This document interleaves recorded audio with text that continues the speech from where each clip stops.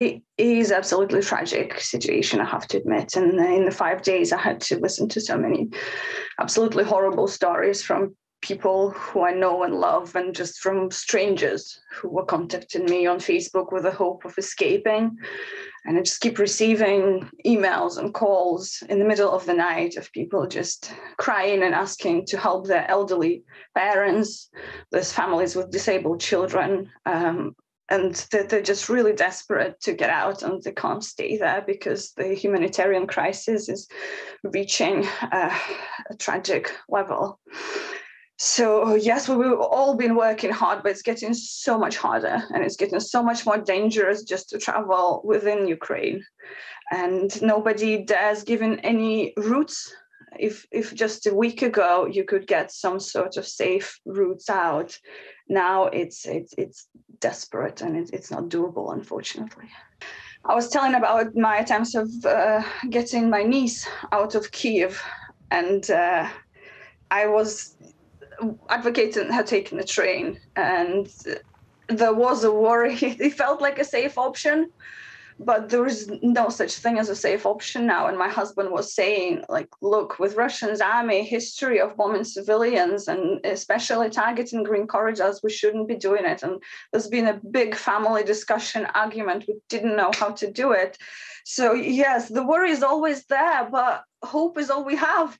I mean, if there's no green corridors, people will just start starving and dying just even more needlessly than it already is. And it's such cruelty. It's a war crime in the middle of Europe. And I still am in disbelief that it's happening. I won't lie to you.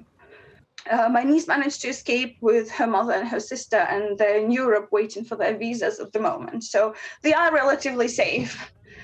But I wish I could say it's a happy ending. Like, it's not. They're broken. They're distraught. My sister is a successful career woman who managed a chain of restaurants just 2 weeks ago. You know, people lived their lives, planned holidays, children went to school, and overnight their lives are ruined. She's coming with nothing. She was saying to me, how do you pack a life in one suitcase? You know, yes, it's going to be a very, very long road to recovery.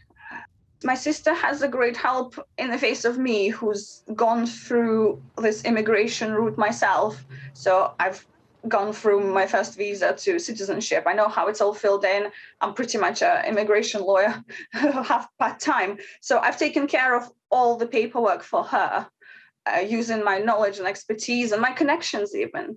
But I'm scared to think about those people who don't have the privilege of having somebody on the ground who could resolve all this. And I'm working with other organizations just offering help with translation, with paperwork.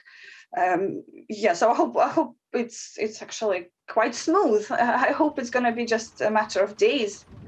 My mother says, how can we leave? This is our land. This is our house where we raised you, where we raised our grandchildren. And she said that she's already planted her radishes and flowers for the next season, so she can't leave her garden, you know.